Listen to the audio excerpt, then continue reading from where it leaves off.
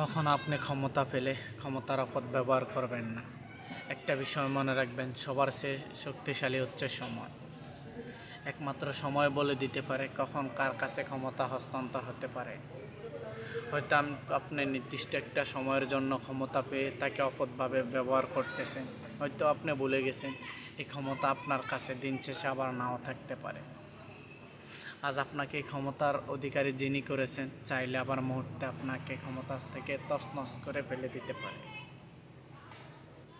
তাই আমি একটা কথা বলবো, সবার ক্ষমতার চেয়ে শক্তিশালী যেমন সময়, তাই সময় বলে দেয় কখন কি হতে পারে।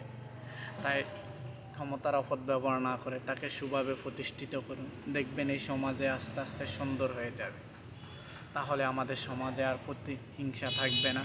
তাহলে এই সমাজ আরও সুন্দর হয়ে আসবে, আগামীর জন্য আরও সুন্দর কিছু বয়ে আনা সম্ভব হবে। তাই ক্ষমতাকে সুষ্ঠুভাবে প্রতিষ্ঠিত করুন।